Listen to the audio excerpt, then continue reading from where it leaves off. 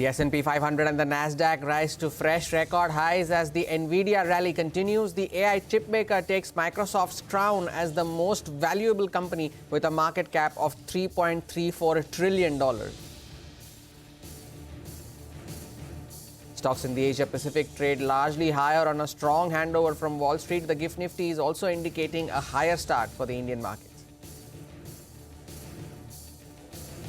Crude prices continue to rise, with Brent now rising above $85 a barrel on expectations that rising summer demand in the United States will draw down inventory.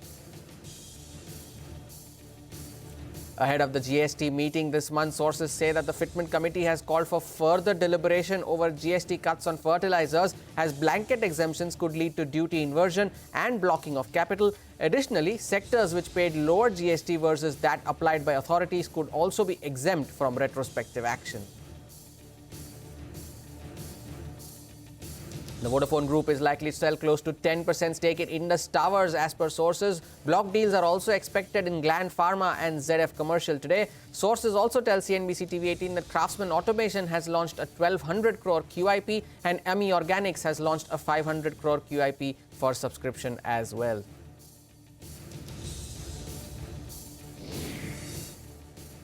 Good morning. You're watching Power Breakfast on CNBC-TV18 this Wednesday morning in the Mumbai News Center. I am Hormuz Patakia. Let's first take a look at how the Asian markets are doing this morning, and it's a positive start for the Asia-Pacific screen as well. Most of the markets are doing well. The Taiwanese index has hit a record high in today's trading session, now above the mark of 23,000, trading with gains of over 1.25%. The Hang Seng is also trading with gains of 1.5% this morning, so it's good going for the Asia-Pacific indices, and so is the indices in Japan as well. The Nikkei and the Topix, both of them are trading with gains of anywhere close to 0.5%. So positive start across the Asia-Pacific screen as well. But the Taiwanese index this morning has hit a record high. Pull up the GIFT Nifty as well. It's been good going for the Indian markets as well, and that is likely to continue in today's session as well. The implied open suggesting yet another gap up, and that of 100 points for our own markets this morning. So positive start across the Asia Pacific and likely for India as well. But moving to Wall Street now, and the indices there ended marginally higher, with the S&P 500 and the Nasdaq Composite closing at record highs. The Dow Jones rose just 0.1%, but Nvidia jumped 3.5% to surpass Microsoft as the most valuable public company after topping a $3 trillion market cap and breezing past Apple in value earlier this month. The milestone comes after a 170% surge in its share price this year and more than 9-fold increase since the end of 2022, which has been fueled by the boom in generative artificial intelligence. Now, some semiconductor stocks also rose, with Qualcomm rising over 2% and the Taiwan Semiconductor rising 1.5%. Micron Technology also gained close to 4%. Now, on the data front, retail spending came in weaker than expected in May as consumers continued to wrestle with high inflation. Sales rose just 0.1% on the month, but was slightly better than the 0.2% decline that was experienced in the month of April. Let's now listen in to David Kostin, who is the chief U.S. equity strategist at Goldman Sachs, who's talking about why he will move his estimates for his bull case for the S&P is 6,300. And also let's listen in to Erin Brown of PIMCO talking about how the tech and AI is leading the earnings right now. The market's up 15-16%. 60% of that return comes from 5 companies, largely affected and influenced by AI. The normal earnings pattern is that earnings get cut by around 8% over a 2-year horizon, kind of 4% one year, 4% the next year. That is your normal pattern. For 495 stocks, that has been the case in the last 12 months. Earnings are down, have been cut, earnings estimates have been cut by 5%. But for 5 companies, earnings estimates have been increased by 38%. So in aggregate, you've had really no degradation in the expectations, and the market prices expectations. So that's sort of the earnings side of it. And we're in an environment right now where growth is still good. We have inflation coming down. That should be supportive of corporate profit margins. And when we look into the second half of this year, we're expecting to see a little bit of an earnings pickup. To date, this has very much been led by the AI sector and by tech specifically. But I do expect as we move into the second half of the year, we will see a gradual broadening out. That said, I still want to stay long AI and the tech sector, and then incrementally starting adding additional sectors as well, maybe some more cyclical exposure given the underperformance of. Now, Fed officials continue to remain cautious on the path for inflation and where rates could potentially be headed. Richmond Fed President Thomas Barkin believes that data is headed exactly in the right direction, but cautioned that inflation is not yet at the target. Boston Fed President Susan Collins said that the recent data has been encouraging, but not enough to move the needle just yet on monetary policy. In what was the outlier for the day, Fed Governor Adriana Kugler said that if the economy evolves as expected, it would be appropriate to cut rates later this year. Now let's also listen into some more opinion from experts on the Fed's policy action and where inflation in the US is headed, and a lot more. The fundamentals would suggest that there's, generally speaking, a economy that's continued to grow fundamentally, and rates likely to get cut over at some point, whether it's 2 times or 1 time, likely this year. And the uncertainty around the election is certainly likely to increase, and that would suggest vol goes up and prices go down. Generally, 4% or so would be the weakness coming into the election. The market's focus has shifted, including the Fed's focus, has shifted from just inflation. I mean, you talk about can we declare victory? No, because the data is notoriously volatile. The Fed, I think, has a little bit of PTSD from what happened in the fourth quarter last year and then the first quarter this year. The fact that inflation came in higher, but we've had now 2 months in a row of sequential declining in inflation. Importantly, inflation expectations are well anchored. Wages are actually heading lower. And I would say much of the increase in inflation or the high inflation prints is all coming from shelter. Now, shelter is important, but some of the high-frequency measures are coming down. So I think we can be a little bit more comfortable around inflation. Now you look at the growth side, and that's where there has been a change, and I think the market's waking up to it. This idea that there is declining growth. Now, are we declining to a little below trend, or are we declining much more? I think that only time will tell. Only time will tell, and that's all the action in the global markets. But how will all of these overnight cues impact our own markets? We have our research team joining in with how the trade setup looks like and the stocks that are likely to be in the news today. First up, Vamakshi joins in to tell us all the market cues that you need to watch out for. Vamakshi, good morning. What's the setup looking like today? Well, good morning, Hormaz. Yes, it's been a dream run for the benchmark indices, Nifty, sensex, as well as the broader mid-cap index closed at a fresh record high yesterday. In fact, Nifty saw an uptick of 0.4% and in fact managed to post a record close for the 4th straight session. Trading range, however, narrowed further to 80 points. Nifty Bank, on the other hand, after a subdued start, managed to eke out gains of nearly 1%. ICICI Bank and HDFC Bank, in fact, were some of the top contributors to Nifty. The broader indices continue to outperform the benchmark indices, with Nifty mid-cap posting gains of 0.5% and Nifty small-cap rising by almost 1%. As far as some specific sectors are concerned, Nifty Realty continues to be the top sectoral gainer yesterday. It was the top sectoral gainer over the course of the last week, and in fact, defense stocks also continued their rally. HAL, Paris Defense, Mascow Dock, as well as Cochin Shipyard, all of these counters were soaring in the trading session yesterday. Now, moving on to the US markets, subdued trading was observed, and that was mainly on account of softer than expected US retail data. S&P and S&P 500 as well as Nasdaq continued to hit fresh record highs, and this is after Nvidia overtook Microsoft to be the world's most valuable company. So overall, it's a decently positive handover coming in from the global markets. The GIFT Nifty too is indicating a positive start to the market, but it is important to watch out for particular counters today. Block deals are expected to happen in Indus Tower, Gland Pharma, ZF Commercial. Fertilizer stocks are also expected to be in focus because the Fitment Committee has recommended the group of ministers to consider a proposal to reduce GST on the fertilizers. And lastly, keep an eye out on DEE Development Engineers as well as Acme Fintrade India, because the IPOs are opening for subscription today. IPOs, block deals, it promises to be an action-packed day. Vamakshi, thanks a lot for that update. Now over to Upasana, who will list out the stocks that you need to watch out for in today's session. Upasana, good morning.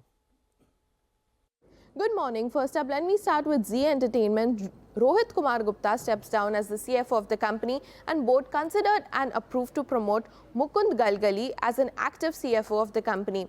Next up is Prestige Estates, the company to consider fundraising via QIPs on 21st of June to consider monetization of assets in the hospitality segment by way of issue of shares. Next up is Ami Organics. The QIP issue opens and the floor price is set at rupees 1228 per share. Company seeks to raise almost 500 crores via this QIP route. Next up is Bharat Forge, the company to make additional investment of $40 million in its wholly owned subsidiary, that is Bharat Forge Aluminium USA.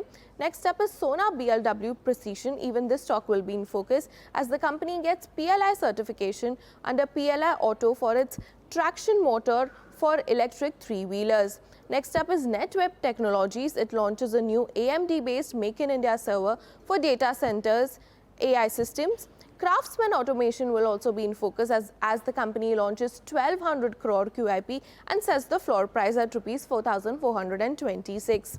According to sources, tell CNBC-TV18 that the inductive price is at 4,400 per share, which is at a discount of 7.7%. Now, in terms of block deal, a lot of block deals expected today. Indus Tower, Gland Pharma and ZF Commercial. Bloomberg on Gland Pharma. The Gland Pharma Industrial PT is likely to sell 5% equity in the company. Next up is Indus Towers. According to sources, Indus Tower block is launched and Vodafone Group is likely to sell 9.94% equity at 310 to 341 per share. And lastly, ZF Commercial. According to sources, Wapco Asia is likely to sell 5% equity of ZF Commercial Systems India via block deal.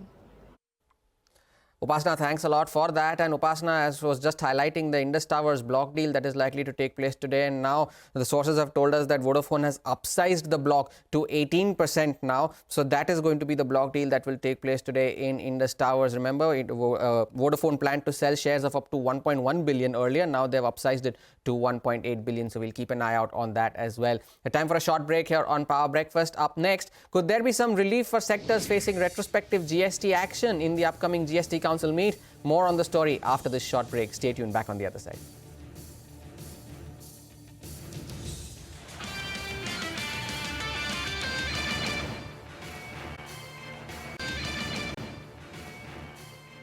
Welcome back. Now let's get you an exclusive on the upcoming GST Council meeting. Sources say that the Fitment Committee has called for the proposal to cut GST on fertilizers to be rethought by the Standing Committee. Timsy is joining in with more details. Timsy, over to you. Well, that's right. What we are given to understand from sources is that the GST Council nominated Fitment Committee has recommended that the group of ministers on rate rationalization should consider the proposal to cut GST on fertilizers and several inputs of fertilizers. In case of fertilizers, the demand from the industry is to cut rates from current 5% to 0. What we are given is that the Fitment Committee's view is that the blanket GST exemption for fertilizers, chemicals and nutrients will actually cause inversion of duty, and thus it could lead to blocking of capital for the industry. However, the Fitment Committee also said that they strongly recommend the views given by the Standing Committee on chemicals and fertilizers to reduce this tax limit, and thus a group of ministers is actually now referred to look into this matter. That is the group of ministers on rate rationalization. Let's see what happens finally when the council meets. Timsy, thanks a lot for that. But stay on. You're also picking up that there might be some discussions over retrospective GST action in the upcoming meeting. Tell us more on that.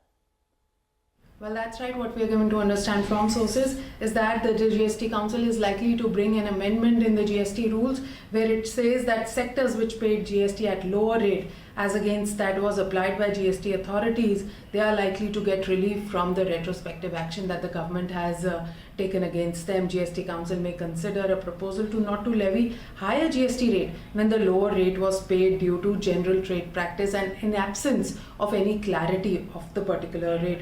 Also, what we are given to understand that given this, the council is likely to consider not to raise such retrospective demands where industry paid lower GST rate in this absence of clarity. However, the amendment will also say that the GST law is not going to allow refund of GST or cess arising in cases where a higher GST was paid earlier and later on the authorities have actually revised it downwards. So that could be a silver lining for the industry, and yes, experts say that this could pave way for online gaming, so that the government is able to say that the retrospective demands that have been raised against online gaming, which could be as high as 1 lakh crore rupees, that could actually come through this clause and this could get breather. But yes, this is what experts say. Let's see what council actually does. Back to you.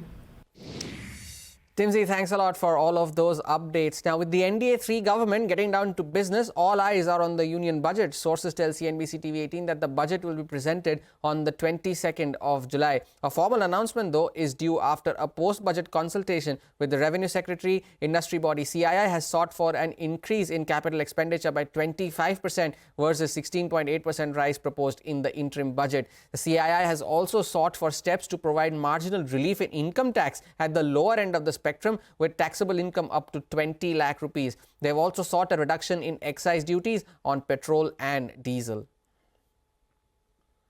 We have had a range of issues that were discussed, very engaging discussion, and covering sectors like capital expenditure.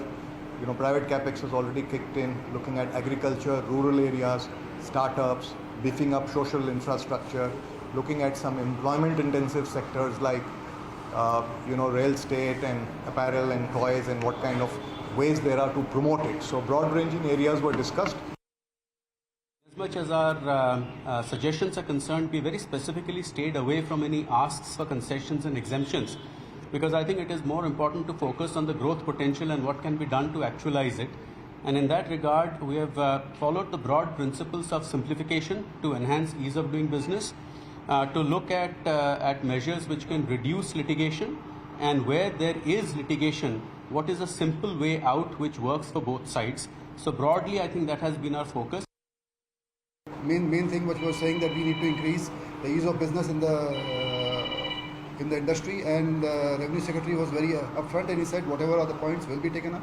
And I'm sure with the positive mindset of the government, we will be taking, the industry will be benefiting from that, and for ease of business of India will improve many folds. So our suggestion has been to have a very simplified TDS structure with a single rate.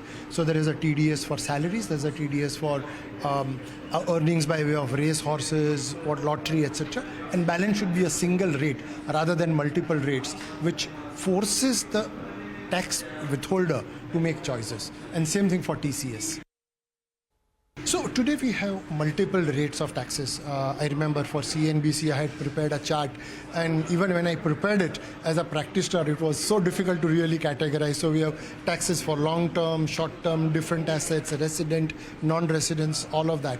And the question really was, is there a way in which one can rationalize number of, it can be done away totally, but can, for example, we have a common rate between residents, non-residents? Can we have doing away with the multiple surcharges that exist, all of those? So we put quite a few things out there. Dinesh Kanabar there of Dhruva Advisors asking for a simplified tax structure and also some rationalization on the capital gains tax. But that was the industry wish list there ahead of the union budget. Let's slip into a short break. Up next, we get you cues from the commodities market. Stay tuned, back on the other side.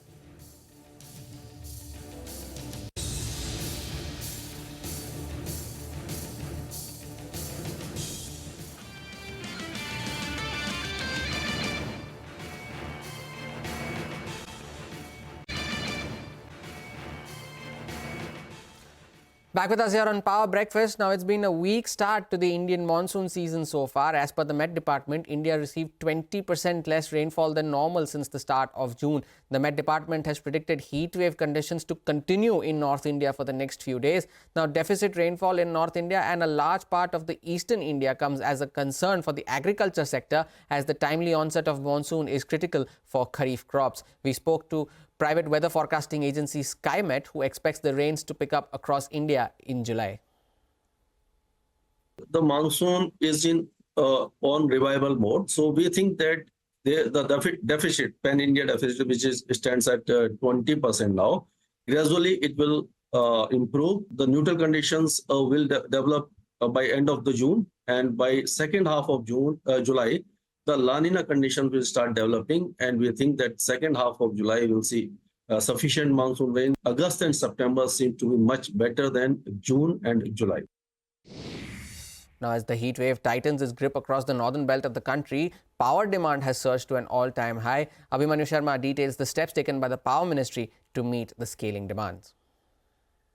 The highest ever peak power demand of 89 gigawatts was witnessed in the northern region on the 17th of June. And Power Ministry has already undertaken several steps and is still in process of taking steps to ensure ample availability of power, even as heat waves are still continuing in parts of northern India, and even minimum temperatures are hovering over 30 degrees Celsius in several parts of the country, including the national capital. Now, these steps which have been taken involve invocation of the Section 11 of the Electricity Act to allow for import of coal for imported coal-based power plants, as well as import of electricity from the neighboring regions to the tune of 25% to 30% to augment supply to northern India. Also, hydro stations have been advised to conserve water during solar hours and dispatch maximum generation during non-solar hours to ensure adequate power at all times. Also, NTPC's gas-based capacity of 5 gigawatts has been instructed to remain ready for immediate operation as per system requirements. 860 megawatts of additional gas-based capacity, which is non-NTPC, has also been tied up through competitive bidding, especially for the summer season. It remains to be seen till what extent the heat waves are going to continue and whether any more measures would be needed by the Union Power Ministry to augment the supply of power. Abhimanyu, thanks a lot for that. And now, as promised, Manisha Gupta joins in with all the updates from the commodity space. Manisha, good morning. What are you picking up?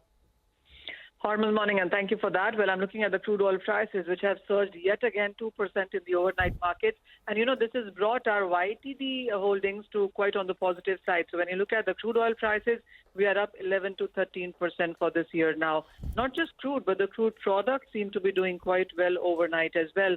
The gasoline prices gained up by 1.5%, so they are 18% higher in this year now. Natural gas prices gained up by 4% overnight, claiming to 16% of gains in this year until now.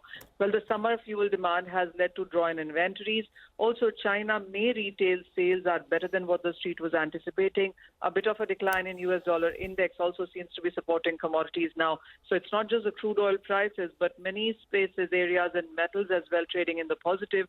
You have gold prices trading on the higher side. Also, the U.S. retail sales data came in slightly softer. That is weighing on dollar index as well, which is in turn supporting the prices.